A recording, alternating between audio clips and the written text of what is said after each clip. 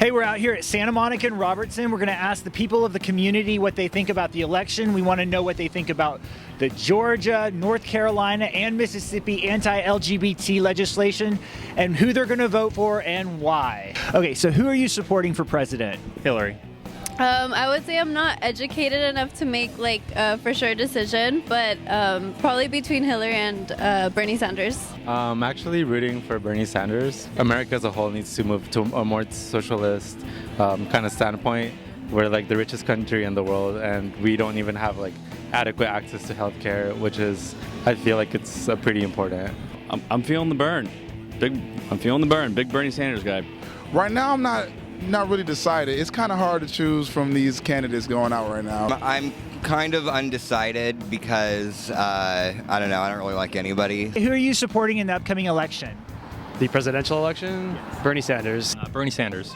What makes you pick Bernie over, say, Hillary? Hillary takes money from corporations, and I believe that corporations right now have a control over our political system. So with that in mind, it's like the fundamental building block of what a candidate needs to have in order for me to vote for them. Hillary all the way. A couple of reasons. I'm old enough to remember when Ronald Reagan was president, and he was just too old his second term, and that I think Bernie Sanders, first and foremost, is just a little too old. I don't think we're ready to move more towards a socialist environment. I think we still need some heavy-duty politics in play. And Hillary has an advantage nobody has, and that is she was a first lady, and she'll have her husband by her side helping her run this country. A Psychology Today article described Ted Cruz's face as a face needing to be punched. If he was a Democrat, would you vote for him given his said face? No. Given his face. Well, the face and voice combo, I don't know if I could. I think I would still want to punch him. What are your thoughts about Ted Cruz?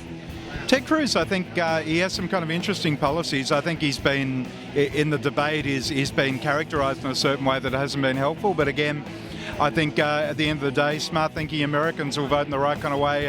And I think given the convention that comes up, there's going to be a force behind him that should be insurmountable, hopefully. Bill Clinton signed the Defense of Marriage Act, Don't Ask, Don't Tell, and a bill preventing HIV-positive people from entering the U.S. Do you think that that's going to affect Hillary, or do you think that people realize that that's in the past? No, it doesn't. First off, remember when Obama was running for office his first term, he did not agree or believe in gay marriage. So people change, and they change all the time. Two people, two separate ideas. You can't blame one person for the mistakes of another just because they are sleeping in the same bed. Do you think sometimes there's a theory in politics that you take away a rights to actually give them rights? So if something's vague in the law, they could take away a right so that then later it can be overturned and it actually be given the right. Do you think that's what was happening then? What I think was that this was the best decision at the time for what was happening. The tide was against us, and he decided that this was the only way to stave off a constitutional amendment which would have banned gay marriage. So was it the best decision? No, but was it the best decision at that moment? Absolutely. I think DOMA and Don't Ask, Don't Tell, how they're framing it now, it's something about it was something to prevent something at worse from happening, but that's entirely not true. It's been proven that that was not something that was actually going to happen. The governor of Mississippi reportedly has a gay son, and also reportedly in 2012 his son was gay bashed. If your dad was the governor of Mississippi and had signed this law, what would you say to him? I'd be like, hey, Dad, could we please have laws that like protect me in the state that I live in, please, since you have some power over that? Thanks, Dad. Parents are going to believe what parents are going to believe. My dad at the same time said when I came out that I don't know if I'm going to necessarily agree with what you're doing. However, he eventually turned around. But in the end, what it comes down to is eventually people just have to fucking die.